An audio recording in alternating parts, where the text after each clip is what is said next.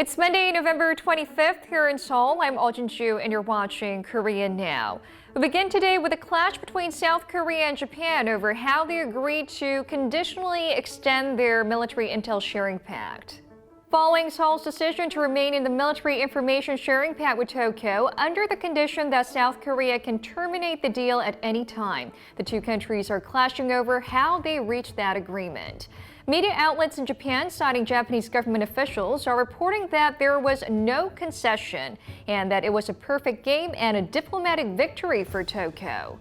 However, South Korea's presidential office denounced those reports, calling them intentionally distorted and absurd. In response to reports on Japanese Prime Minister Shinzo Abe's remarks that Japan made no concessions following the South Korean move, a senior Cheongwade official told reporters on Sunday that it's extremely disappointing if the comments are true.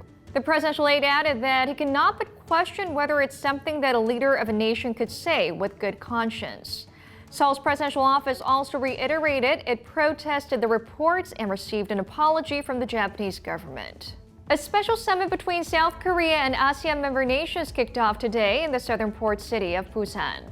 The event is expected to serve as a venue to strengthen South Korea's cooperation with Southeast Asian countries for peace and prosperity in the region, as well as create a momentum to push President Moon Jae-in's new Southern Policy 2.0 forward.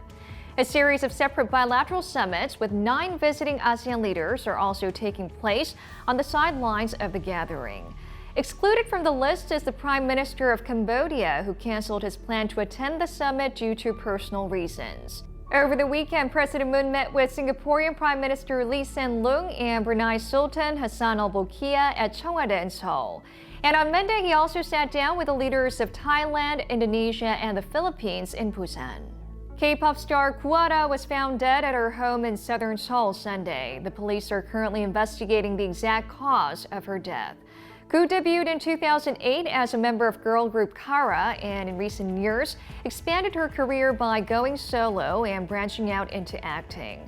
But a revenge porn scandal involving her ex-boyfriend put her entertainment career on hold late last year.